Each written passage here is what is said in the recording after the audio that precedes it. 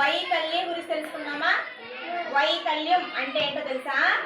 కళ్ళు లేకపోవడం, కాళ్ళు లేకపోవడం, చేతులు లేకపోవడం, నోరు మాట్లాడలేకపోవడం,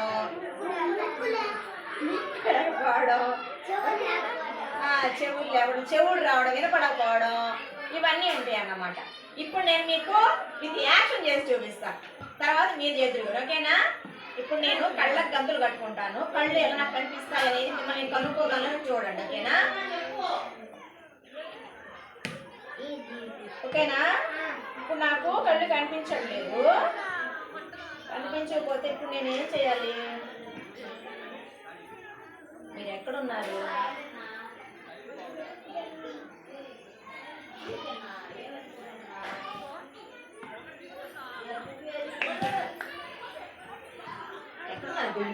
ఇప్పుడు వరకు ఏడున్నారు కదా, వెళ్ళిపోయాను, అటు వెళ్ళిపోతున్నానా?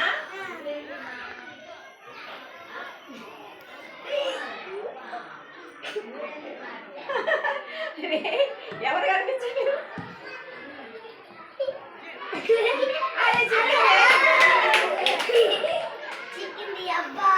అని అవును, ఎత్తుకి చిక్కాడు కదా. అంటే ఇప్పుడు నాకు నేను కళ్ళు కనిపించకుండా నేను ఎవరిని కనుక్కోలేకపోయాను కదా. ఇప్పుడు నాకు కళ్ళు కనిపిస్తున్నాయి కదా. ఇప్పుడు నేనేం చేస్తాను? అరే జాను అట్లా వెళ్ళిపోయారా? అయినా కానీ ఇప్పుడు చూసినప్పుడు మీరు ఎంత దూరం వచ్చేనా లేదా? వచ్చేనా? మీరు నేను కళ్ళు ఉంటే మీరు వెనక్కి జరిగితే నేను చూడలేకపోయాను, నాకు కనిపించలేదు.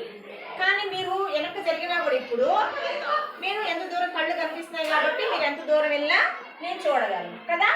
అంటే చాలా మంది పిల్లలకి, పెద్దవాళ్ళకి కళ్ళు కనిపించవు కదా. అలాంటి వాళ్ళకి పాపం ఏం కనిపించదు కదా. అలాంటి వాళ్ళకి మనం హెల్ప్ చేయాలా లేదా?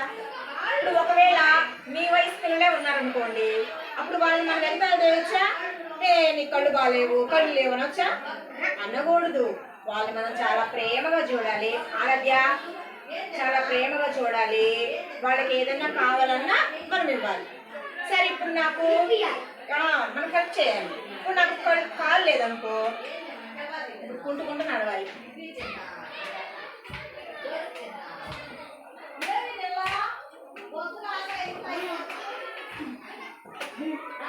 చాలా కష్టం.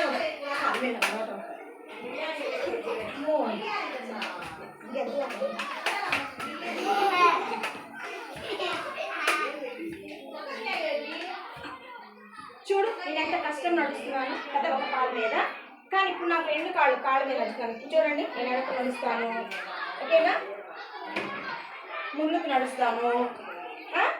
ఏం చేస్తాను? మళ్ళీ గిరుగా తింటాను, జంప్ చేస్తాను, వంగుతాను కదా, ఇలా చేస్తాను, ఇలా డాన్స్ చేస్తాను కదా. అంటే ఏంటి?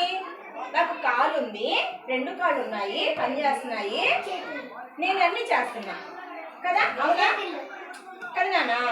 ఇప్పుడు నేను ఒక కాలే ఉండి ఇలా గెంతున్నప్పుడు నాకు చాలా కష్టంగా ఉంది కదా. అప్పుడు మీరు నవ్వకూడదు, అయ్యో మేడం చాలా బాధపడుతుంది అని చెప్పాలన్నమాట. అవునా? ఎవరైనా మీ అలాంటి పిల్లలు ఉన్నారనుకోండి, ఇప్పుడు నువ్వు రారా, ఇంకెందుకు ఒక కాలుతో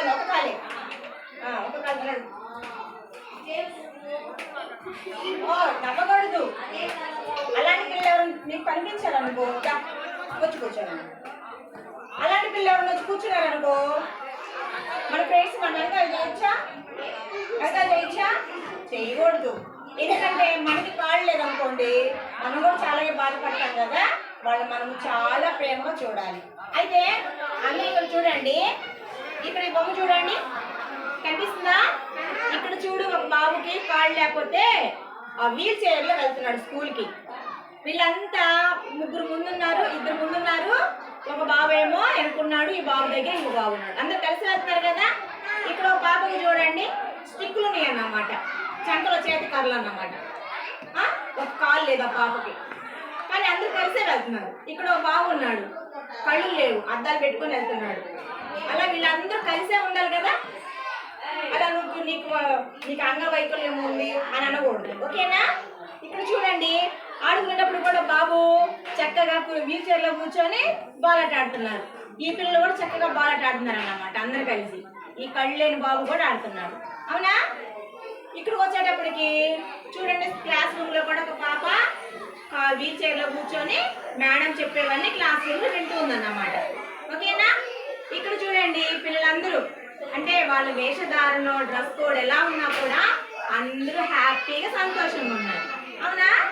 ఓకే నాన్న, వెరీ గుడ్, బాయ్ అన్నారు.